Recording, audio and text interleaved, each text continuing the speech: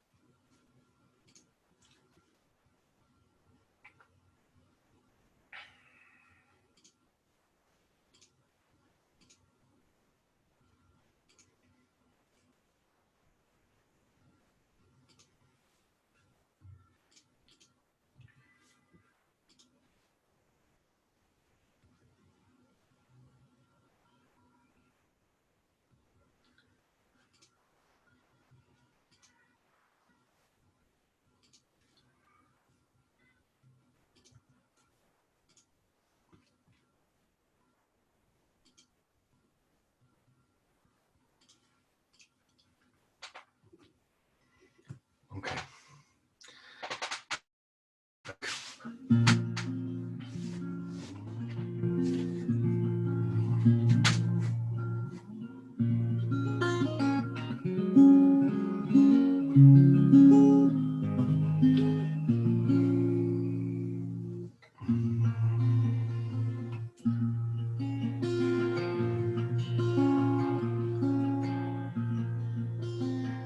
This is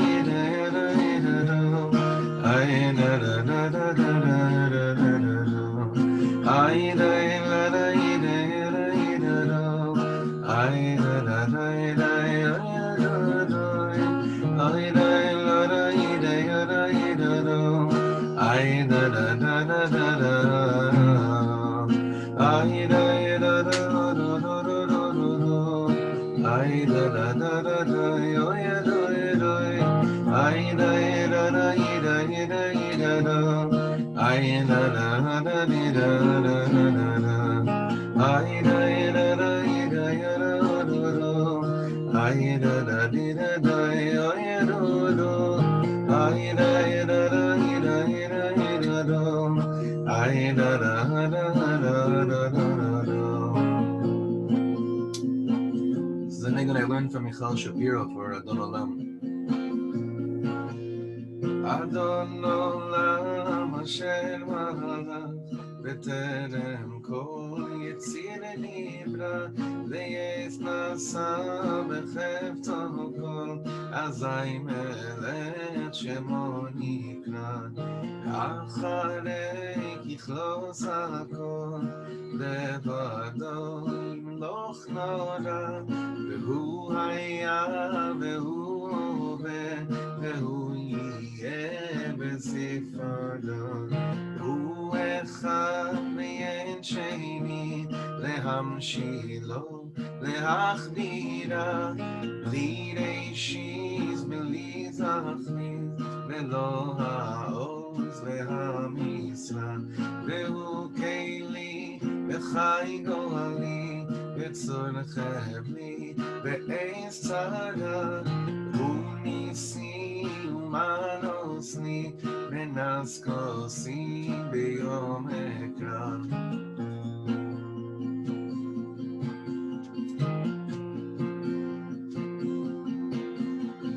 בידו הפקיד רוחי בעצי שם בעירה ועם רוחי גבי עשי אשר לי ולא יירא ארי ארי ארי לא איירה איירה איירה לא איירה איירה אורורורור איירה איירה איירה לא איירה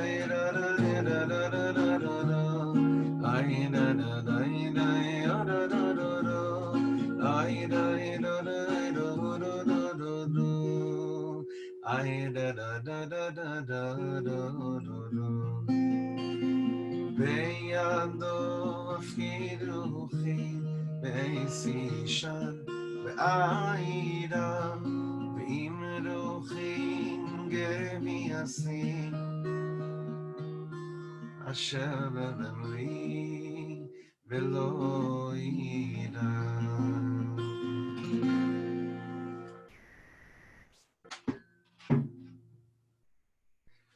Good morning, everybody. Boker Tov.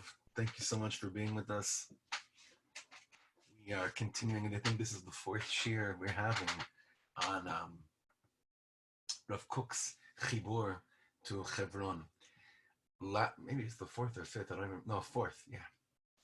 In last week's segment, what we did was discuss quite thoroughly the Slobodka Yeshiva, and through that we got into the whole, not the whole story, but a chunk of the story of a very painful ketem, a painful stain, a stain, an action that still has not received, still has not properly been responded to enough. And that is Praot Tarpat. That's the 1929 massacre that took place, not just in Chevron, but very much mainly in Chevron.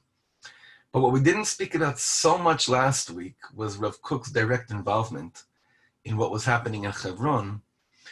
And what we're going to be talking about today is how Rav Kook reacts to when he finds out what happens. It's pretty amazing. I'm just warning everybody, buckle up. We have a lot to do this morning, and we're going to be moving quite fast. Rav Kook had to also respond to what was happening right outside his house. So in order to begin today, what I want to do is first just put us back into the context of where we're at in the calendar. This is the summer of 1929. This is right after Tisha B'Av, 1929. This is a few after Tisha B'Av. Last week we had learned about in Chevron, the massacre really began on Friday, and then it continued. It really took place Shabbos morning between 8 and 10 in the morning. Let's go now to that same Friday, but let's go to the yeshiva of Rav Kook. Let's go into the Beis Medrash of Rav Kook, and many of us have been in this place where you see Rav Kook sitting over there, standing over there giving over Torah. We've davened there. We've had some of the highest davenings of our life in that Beis Medrash, and I can't wait to go back there as well. So I want to go into the Beis Medrash of Rav Kook. This is Friday. I think it came out Yud Zayin Av. I don't remember the non-Jewish date. And there's already a heat wave. Also literally, there actually was a tremendous heat wave, like there actually is today and the next few days in Eretz Yisrael. But there was a heat wave. Things were really starting to heat up throughout the country, and word was coming from all over the place that leaders of the Ishmaelim were really prompting and pushing their chevre to slaughter as many Yidden as possible. This is coming directly from the top, from the elite of the Islamic movement, and whatever that meant back then. So how does Rav Kook in his Beis Medrash over here? And it's very important to look at this room while we just remember how they reacted. It's quite fascinating. The davening and the learning that Friday was getting more and more intense, very passionate. Word starts coming to the yeshiva that things are getting really heated outside. They don't know yet about what's happening in Chevron, but Rav Kook, kept his talis and tefillin on, and for an hour after the davening, he stays with his talis and tefillin on. And according to one of the testimonies of the students, he learns Zohar for an hour after davening on that Friday morning. And suddenly Rav Kook hears screaming, and this is in a side room Rav Kook learned his Zohar. But suddenly Rav Kook hears crazy screaming outside, and he doesn't know what it is. He goes to the window to try to see what's going on. He can't really see anything, but he can sense that things are about to erupt. So he comes back to the Beis Medrash, and he puts his head on the Aron Kodesh, and he starts crying, Lishuascha kivisi Hashem, kivisi Hashem lishuascha. Hashem lishuascha kivisi. It's to your salvation, God, we are hoping. And he repeated over and over again, Ki lo yitosh Hashem amo, benachalato lo ya'azov. Hashem won't abandon his people and his nachala, his portion. Now at that point, as Rav Kook hears more and more screaming going on, he goes into his office and to make a phone call. He goes into his office to make a phone call to a certain person who wasn't, we'll be hearing more about him later, a person named Harry Luke. We'll hear about him later. He was an official in the British colonial office at the time in Yerushalayim. But what's amazing is that what's quite startling that we don't know about Rav Kook is that he knew how to act, when to act. He knew how to really, really, really, have gvura. So he gets on the phone to basically tell this British colonial officer that there is a machsan neshek in Yerushalayim. There's a machsan, there's a warehouse of weapons that was to be saved for emergency times. And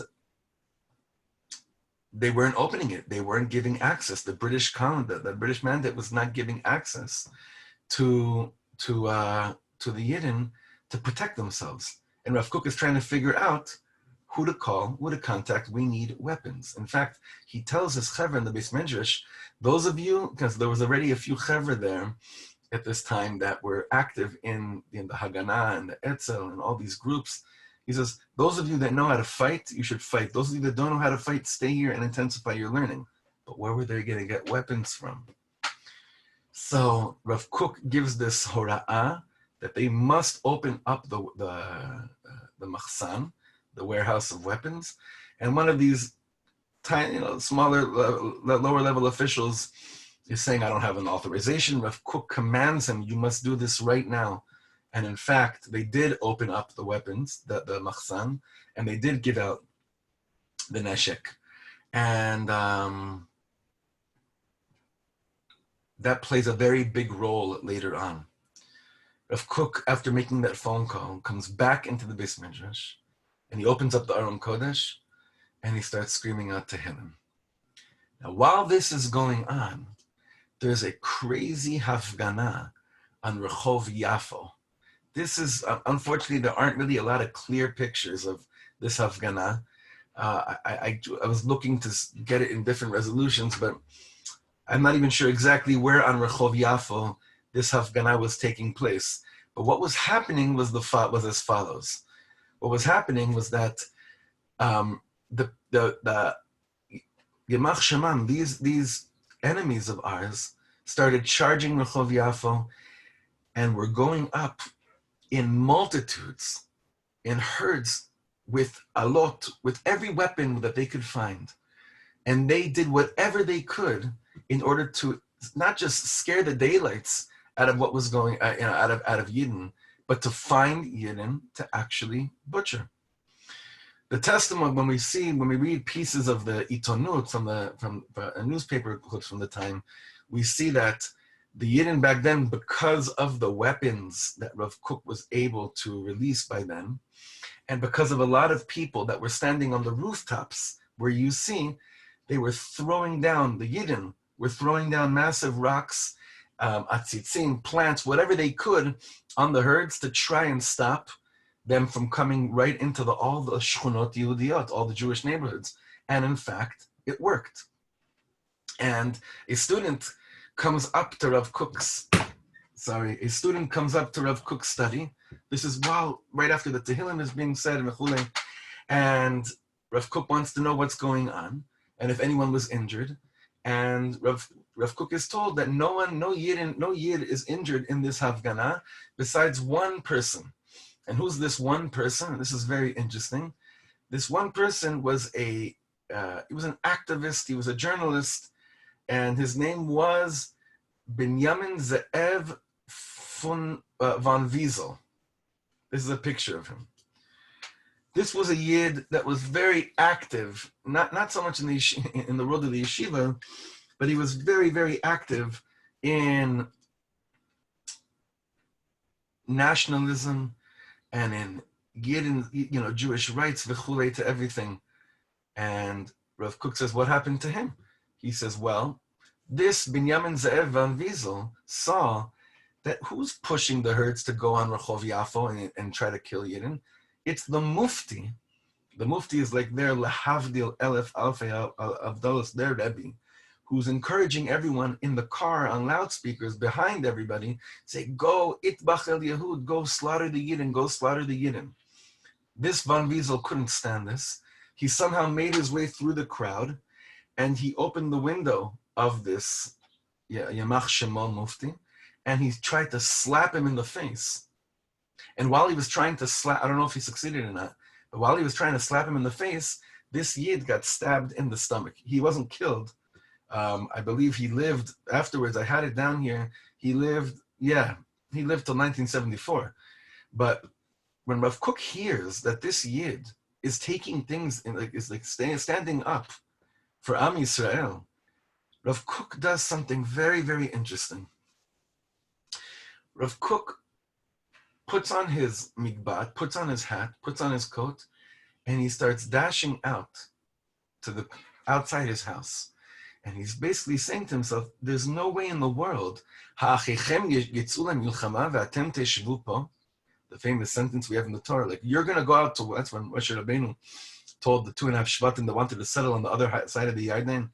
So he said, what, your brothers are going to go out to war and you're just going to sit over here? Rav Kook couldn't stomach it. He's ready to go out and lead the crowd, lead the Yidden there in protesting, fighting. I don't know what his exact plans were, but he couldn't just sit back in the yeshiva and continue. And as he's going, the stairs, as he's leaving his house, his top student, Reb Yaakov Moshe Charlap, is about to come upstairs. You know Rav Charlap. I actually just yesterday bought his set on Chumash. The Meimarim, beautiful, such beautiful Torah. Rav Charlap comes up the stairs and he sees Rav Kook and he says, where's Rebbe going? And Rav Kook tells him, I got to go out there. I got to go fight with everyone. And Rav Charlap says to him, Rebbe, if you go out there and eventually we do end up, taking care of business in a very brutal way, they'll put all the blame on you and on rabbinic leadership. And you were able, Baruch Hashem, Rav Kook, to release the weapons for Yidden to use. Just keep it like that. Rebbe, we need you back in the Beis Midrash. We need you up here. You can't go out. And Rav Kook thinks for a second, and he listens to Rav Charlap, and he goes back upstairs. And as Shabbos came in, it was a very, very intense Shabbos. Very intense Shabbos. Gunshots continue. Craziness continues. Shabbos comes in, and after Rav Kook hears an intensified amount of gunshots, he immediately calls the following, I don't even know what to call this person. I'm working on my language. Harry Luke. Now, you'll look at this face and you'll understand what I'm talking about. Harry Luke, who at the time was, like I said before, he was an official in the British Colonial Office he was serving all over the place. But in 1929, he was the one he was acting as the deputy to the head of the mandate. He tried to be what the world is still stuck in today, which is politically correct. And Rav Kook calls him. This is Friday night at Shabbos. He's the one that's in charge of the army back then, of the British army then. And Rav Kook says to him, there's a few different testimonies, but the one that keeps on standing out is that Rav Kook said to him, I have no idea how in the world you're not commanding your officers to shoot. People are about to get killed. How could you keep these people? How could you keep my Yidden in such trouble? You're supposed to preserve the peace here. Now, Rav Kook didn't even know yet what was going on in Chevron, which was even worse. And Harry Luke says, well, who am I? In the name of what order can you command me that I should tell my people to shoot on these Arab Purim and these Arab rioters? And Rav Kook says to him, in the name of human conscience, I'm commanding you to shoot. I'm commanding you to stop this insanity. And he gets off the phone with him, with this idiot. And Rav Kook does not go to sleep. He stays Tehillim all night long. Now, one of the people that was very close to Rav Kook at that time, and it's someone who, Baruch Hashem, I have a picture of him right next to me in my study, is someone who I really want to learn a lot more about, but whenever I hear about him and I learn a Torah from him or I learn a story about him, I don't know what it is, I feel better. And that is Reb Aryeh Levin. Reb Aryeh Levin, the tzaddik from Yerushalayim, Reb Aryeh Levin. This is a pretty rare picture of him, actually. He was just something else. And he was close to Rav Kook. And we have testimony from Reb Aryeh Levin, who was with Rav Kook at this time while this was going on. And I wanted to learn from Rav Aryeh Levin how he describes what was transpiring by Rav Kook. So the following piece you have in front of you, Al Tguvat Rav Kook. This is a little bit, again, because it's so, we're hearing so many different pieces of testimony here. Over the Shabbos, word was coming to Rav Kook about what was going on in Chevron. We'll see how a little bit later. But when Rav Kook hears about what happens to Chevron, listen to what Rav Aryeh Levin says. Ahavat Yisrael ze lo inyan mufshat. Ahavat Yisrael is not this, what would be the right way to say mufshat over here? It's not this abstract concept. Tzrichim lamchish zot b'ma'asim. One must do this with actions.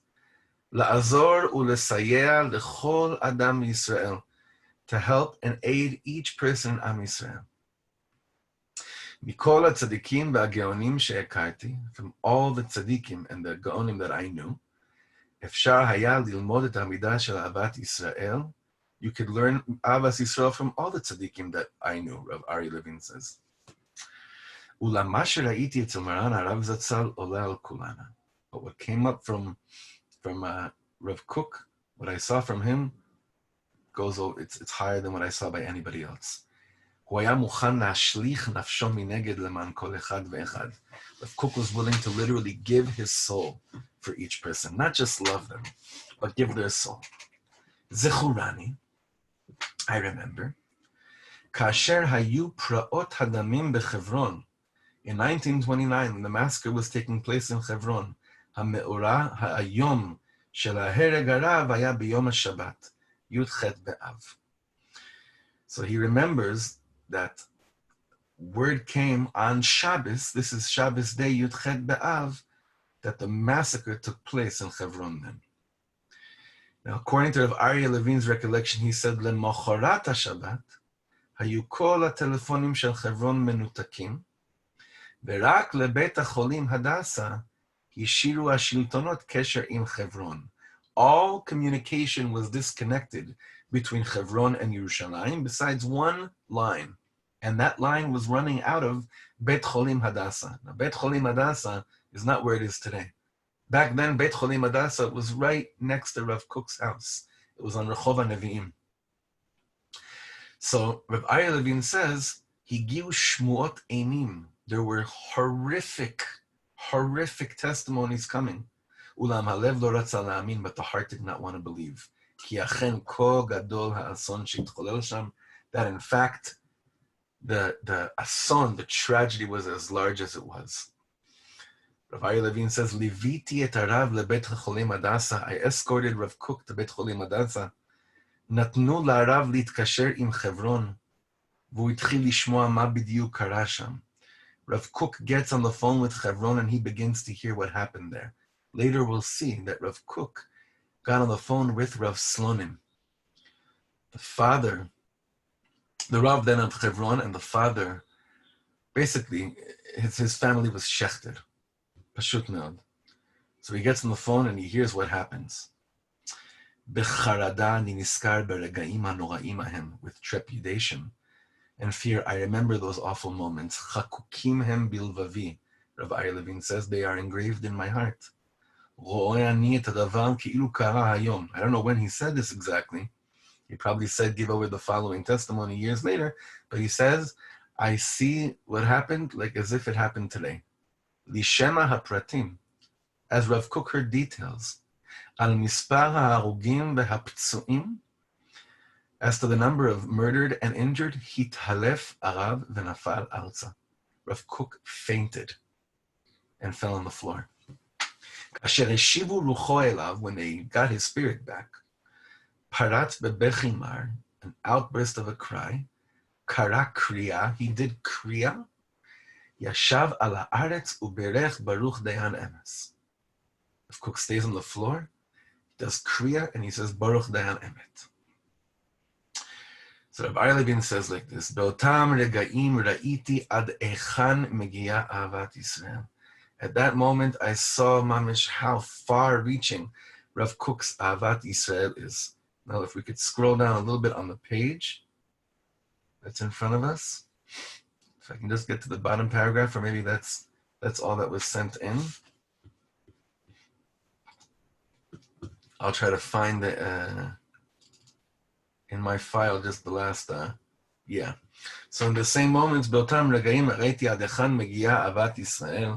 הרב קיבל את שם האסון כאב השומע ששיקל את בניו. Rav Kook received the news of Chevron like a father hearing what happened to his own children. כאח המקבל הלם על מות אחיו ואחיותיו. Like a brother who is shocked to hear of the death of his own brothers and sisters. That was testimony from Rav Aryeh Levine. This Ahavat Yisrael, it's unbelievable. It's unbelievable. We have another testimony that I wanted to read because it gives a little bit of a different picture, but the same feeling. And that is from Harav HaNazir. And he says that actually this phone call that we just described took place on Shabbos morning. The Rav Kook went on Shabbos morning. This is what Rav Nazir says. B'Shabbat baboker, b'sha'at tfilat shacharit ba'emtza, nikra harav letelefon behadasa, ki hatelefon babayit nutak. On Shabbos morning, during Shacharis, Rav Kook is called to come and use the phone in Hadassah because all other lines, like we said, were disconnected.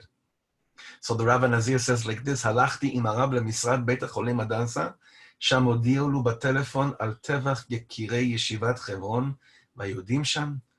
Rav Kook is told about the massacre, especially in the yeshiva, in the Slobodski yeshiva, and the other Jews there. And like we saw by Rav Aryeh Levine, he also says, Harav hitalef. Rav Kook faints. והרופאים טיפלו בו. Doctors were taking care of him. אחר כך בא לבית הרב, בא כוח סוכנות הידיעות, והציע לרב לשלוח טלגרמה. So after Rav Kook goes back home, someone from the news agency offered Rav Kook to send out a telegram למערכות העיתונים, to all newspapers, and that word should reach גדולי ישראל ורבניו בחוץ לארץ. בלשון, that he should write some kind of telegram saying, ירושלים בסכנה, הצילו. Yerushalayim is in danger, help. Rav Kook changed that lashon. Riomar Arav, kacha lashon, kol Eretz Yisrael besakana, hatzilu. All of Eretz Yisrael is in danger. Hatzilu. Sha'alu hasofer. The writer said, im yachtom Arav b'Shabbat. Will Rav Kook sign on this on Shabbos? V'yomar vadai. He said, of course I will. L'maaseh lo haya tzorech b'chatimat Chatimot bichtav yado. They didn't even need to be Rav Kook's handwritten signature on this. We were going to say this till later, but I think that if we can, I would like you to see this now. Yeah, thank you. This is the telegram that Rav Kook wrote on Shabbos. Lechol hayahadut. All of Judaism, Kol hayadut, he's writing this to every yid. Okay, look at this. This is crazy. This was recently found, this telegram. L'chol hayadut, kol hayadut ha'artzi Yisraelit b'sakana.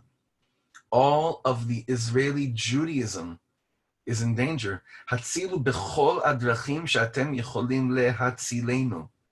Help save us in every manner that you're able to save us. Bimhirut hayoter, I can't get that last word. With utmost haste, as fast as you can. And then Vlad hayeshua, I guess Vlad hayeshua, Arav Yitzchak HaKohen Kook. This is pretty crazy. Yeah, Dov, you're right. As soon as you can to save us. This is what Rav Kook sends out on that Shabbos. Now you have to understand, Chavra, for Rav Kook to do that on Shabbos, that's it. That explains to us what was going on. That explains to us the sense of urgency and what was going on. And the Rav Nazir explains to us, he continues and he says, באותו יום שבת נשלחו הטלגרמות דרך סוריה ועשו רושם אז בכל העולם ופעלו להגבלת המאורעות וצמצום היקפם. On that Shabbos day, the telegrams were sent via Syria. I'm not sure exactly why, but basically it was through there that the word was able to get out to the world.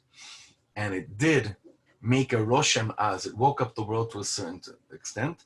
ופעלו להגבלת המאורעות וצמצום היקפם, and this helped really have the praot, have the massacres come to an end. And then he continues, the Rav Nazir, he says, בית הרב נתמלא פליטים משכונות הדרומיות לירושלים. On this Shabbos day, Rav Kook's house started becoming filled with refugees from the southern neighborhoods of Yerushalayim that were under attack. On Sunday, B'Yom Aleph, Higiwa Besorot Amarot Mitevach Tzfat ve'Ein Zeitim. There were also massacres up north in Tzfat and Ein Zeitim. There was also a horrible massacre that Friday night in Motza, where one of Rav Kook's close friends was shechted. A Rav, a Dayan from Tel Aviv, who was spending Shabbos in a family, I believe the last name was Meklaf or Mekalef. I forget right now. But on Sunday, he says over here, B'Yom Aleph Higiwa Besorot Amarot מטבח צפת ועין זיתים, בבקשות כלליות ופרטיות לשלטונות, לרבים, ליחיד, בכל טיפל הרב מבלי הרף.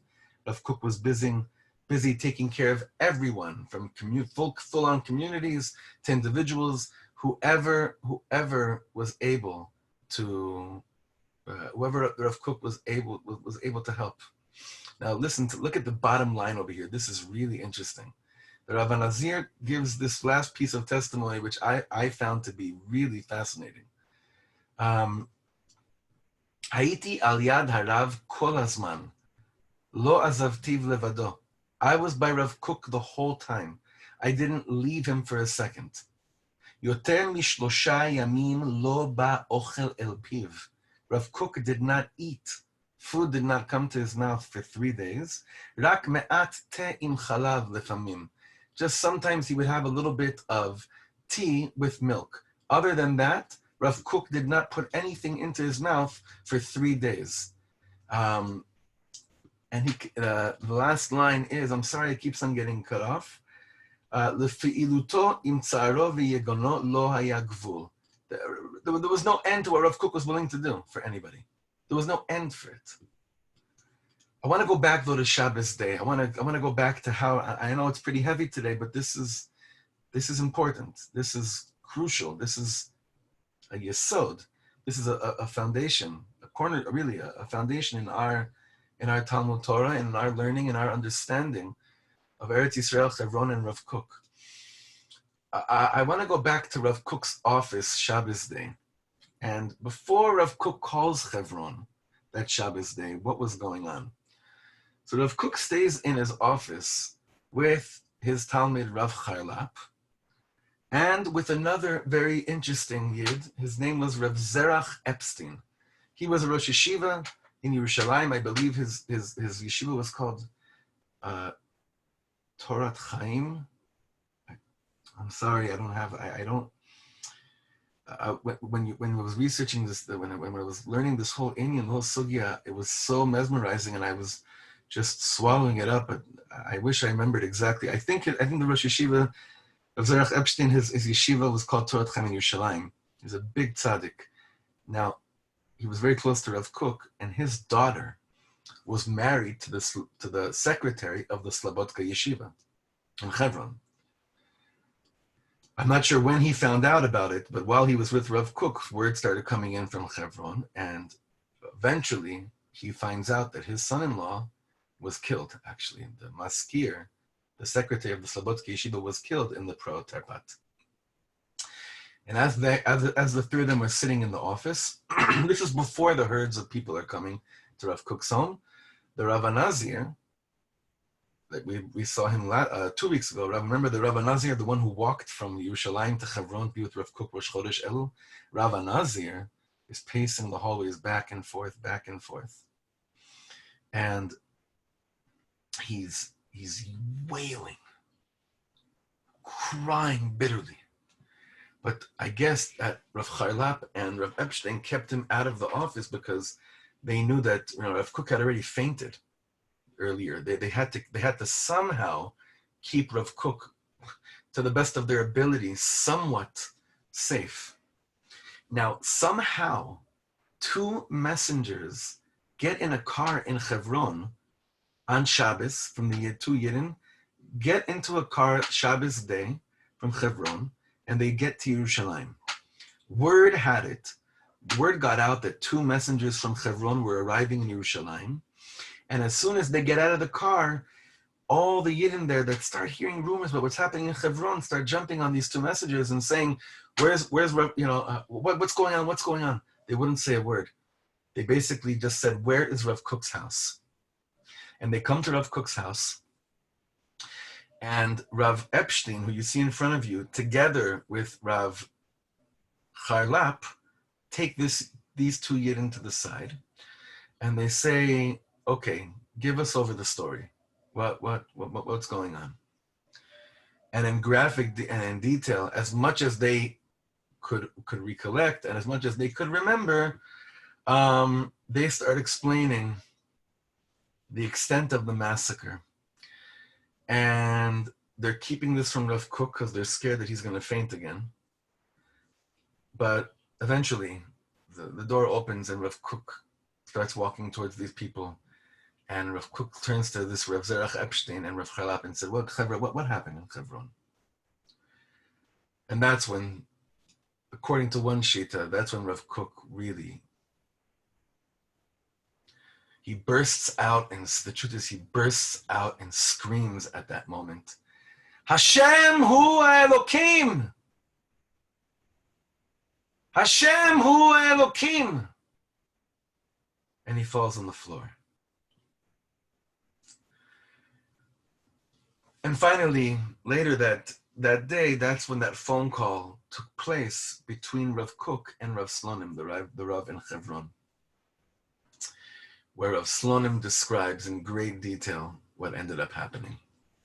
So again, because this is testimonies this is from 1929, and we have a few different angles of understanding how things erupted, it is clear that Rav Kook's plea, well, both to the council, the general council at the time of the British Mandate, to release the weapons to be used against these rioters, as well as the telegram that Rav Kook sends out to the world, telling them that all of Yiddishkeit is in sakana.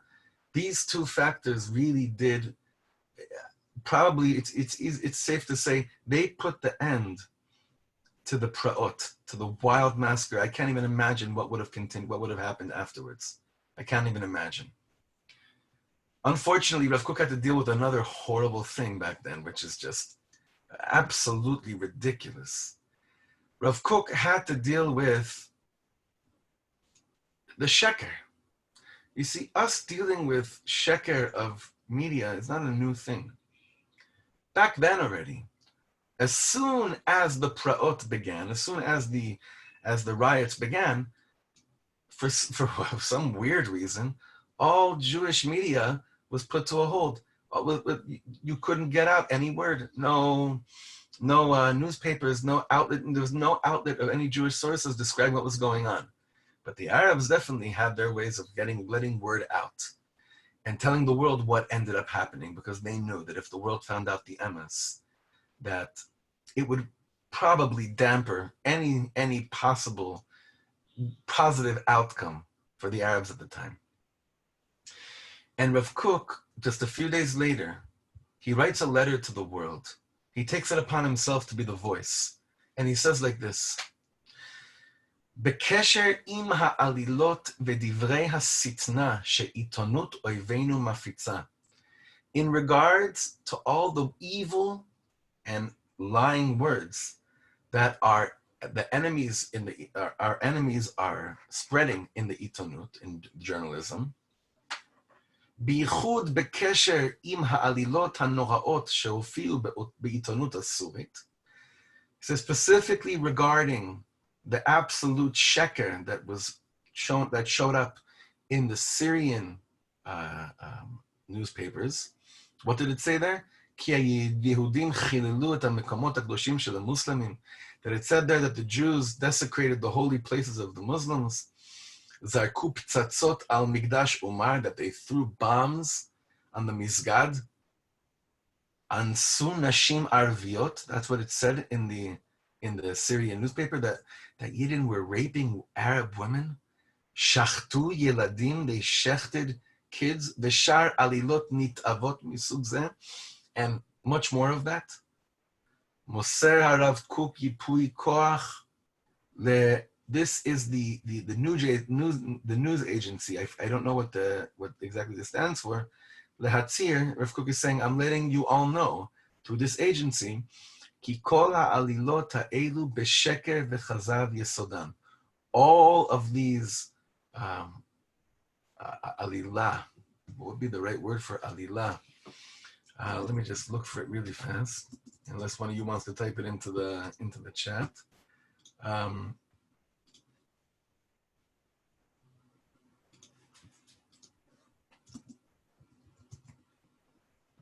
Plot. This is all one big plot filled with lies in its core. And if Kook explains, Hayudim rak hegenu al atzmam, the Yidden were just protecting themselves, bamidah shaya be'adam, in whatever measure they were able to do it. Why? Mipnei hitnapluyotehem haprayot shel ha'aravim, because of the wild, Meshuggah animalistic outbursts of the Arabs at the time. Ba'atzara zo, with this proclamation, mazmina Rav Kook. Rav Kook is inviting et hayesharim v'achashuvim shebanshay hadat v'hamada hamuslim sheba'olam, all the righteous and noble and straight people that are in the Muslim religion, in the world. Lavo le'eretz Yisrael, ulivakach b'mo eineihem, come and see for yourself. Come and see with your own eyes what you heard. Ki en kol yesod lechol ha'alilot, because that there's no foundation at all to any of these horrific plots that were going on. V'chi kol ma'aseh nevela ele ne'emsu amnam ba'aretz. It is true. All these things that you read about, these horrific things, they did happen in Eretz Yisrael. Ulam lo al yedei Yehudim. It wasn't Jews that committed these horrific acts. Ela al yedei ha'aravim lishchenehem ha'yehudim. It was Arabs doing this to Yidden. It was back then. It was Arabs that were throwing bombs on shuls. It was Arabs, Rahman al-Islam, that were raping Jewish women, and it was Arabs that were literally, especially in Chevron, shechting with knives, Yidden, children. Rav Kook passes away in 1935. This is 1929. It seems to me, l'ani hakatan v'hatzair v'hamebulbal, it seems to me that this really puts the next 6 years of Rav Kook's life, because Rav Kook passes away in the summer of 1935, in Gimel Elul, this changes the last 6 years of Rav Kook's life. Rav Kook then shows up before all these different va'adot that are investigating, so to speak, what happened. But things changed. As we said before, his good friend from the Rosh Yeshiva of Slobodka, Reb Moshe Mordechai Epstein, this we learned last week, he ends up getting sick from this whole thing, and he dies not too soon after, not so much later. And this really this breaks Rav Kook's heart in such a passionate way, and it makes Rav Kook's blood boil. Rav Kook wants the reemergence of the Jewish Yeshuva Yehudi in Chevron. He wants it badly. He's getting all these different calls as to how to reestablish the Yeshuva Yehudi in Chevron. Because after he heard what happened in Chevron, Rav Kook screamed and said, Chevron is not a city. It's the Malchut of Yisrael in Eretz Yisrael. How do we abandon the Malchut? How do we abandon the kingdom, the source of kingdom? So what we're going to be seeing next week, Bezrat Hashem, is how does Rav Kook respond post-1929? How does he begin to help figure out how to rebuild Chevron, or to choose to not rebuild Chevron, because they realized at the time that if you're going to trust the British mandate, you got nothing. You got nothing. So Bezrat Hashem, that's what we're going to see next week. One last word. A very, very close friend of mine, who I consider to be one of my teachers, called me after last week's shiur. He left me a message after last week's shiur, and we were discussing in a really beautiful way about how much we should be graphic about what happened back then. And I've been thinking about it all week, whether I should have even mentioned that, Jewish women were raped and children were shechted, and especially that first Talmud that they caught in Slobodka that Friday afternoon. He was the first one that was killed. He got butchered into pieces. And quite often when piguim happen and they're very zvati, they're very hard to see, I find it very important to actually look at that in the face to understand who you're dealing with. When the Fogel family was killed, a lot of people said, you shouldn't show those pictures, they'll mess with you. They'll mess with us. But we're supposed to, it shouldn't mess with us. And I wanted to end with telling you about what happened to me one time in a certain place in the United States while I was touring, and I gave a private concert in someone's home together with the shiur. And I saw a book on the shelf of the person in whose home I taught. And it was a book actually that I picked up in the airport the day before. It was a book by an Israeli journalist named Ari Shavit, who I think the name of the book was My Promised Land. Now, really, the only reason why I bought it is because I sometimes have this Yetzer Hara that I want to understand, where I want to understand this. I want to understand how it could be that a Yid can come to conclusions that the promised land does not fully belong to Am Yisrael and Eretz Yisrael. And Ari Shavit is one of the Chavra, and his book is all about I don't call it the left versus right. It's Eretz Yisrael, Am Yisrael, or not, that side. And I told the person in whose house I was performing, I said, "Oh, it's interesting. I got that book yesterday in the airport." I didn't tell him why. He looked at me and he said, "Oh, that makes me so happy." I said, "Why?" He said, "I'll tell you why. Sometimes I read your posts, Shlomo, and I see like how passionate you are and how much you're affected when, there's bloodshed that happens in Am Yisrael, especially because you live in the heat of it and you're so affected by it. And I get nervous that it affects you too much and that you don't remember that there's another side."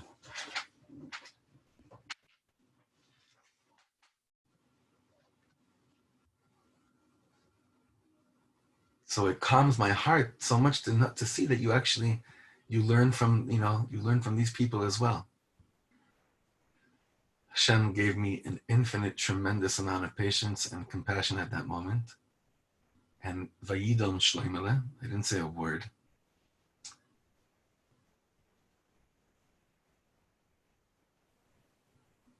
When I came home, I wrote a post like I never wrote before. And I wrote a whole post about how much I thank Hashem that after the most unfortunate situations happened to Am Yisrael, that I allow myself to bleed and cry over it. And I hope that I hope I never have to cry. But if I have to cry, I pray to you, Ribono Shel Olam, that you never, ever, ever take away my own connection to those tears, ever. And it brought me back to this week with this precious Chayal, Amit Ben Yigal, this 21-year-old, beautiful, beautiful Yid, who was killed earlier this week, while arresting terrorists. Where did the, do you was Lag BaOmer, do you speak about it? Do you not speak about it? Like someone can say, Shlomo, look, it's after the Avelus period in the Omer, now we're B'Simcha. What are you bringing Preot Tarpat? Until we absorb, until we digest, until every single painful memory becomes part of our collective memory as a people, we can't really show up Ki'ish Echad B'Lev Echad. Just like we have to be there for each other with our simchas, we have to hear, we have to learn, we have to know that until the Yishuv HaYehudi in Chevron is back like it should be, not the way it is now, where we have to fight like miskenim over every gargir chol. Obviously, I'm not talking about anything political. It's a shift of consciousness that we are begging the Ribono Shel Olam to grace us with on a klali level, on a national level, for all of us to wake up and know where we have to be and what can't continue to be the same. Us having to fight the way we do over certain things just has to stop. The second we say Hashem Hu Elokim, you know what's crazy? Our Arab cousins, in their heart of hearts, are probably waiting for us to come to that recognition much faster, because they know in their heart of hearts that when we get our acts together, we bring peace and prosperity to the whole world. But we have to recognize that we are Baalei Abayit on this land. Reb Shlomo used to say, it's very beautiful to give gifts to your neighbor, to your cousin, but you don't give your wedding ring to your neighbor or to your cousin. We were engaged to God through Eretz Yisrael. You don't give your wedding ring to anybody. That's not a beautiful thing.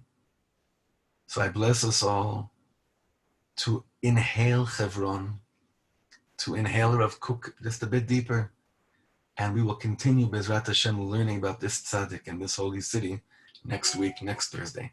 Thank you so much, Chevron. Have a wonderful day.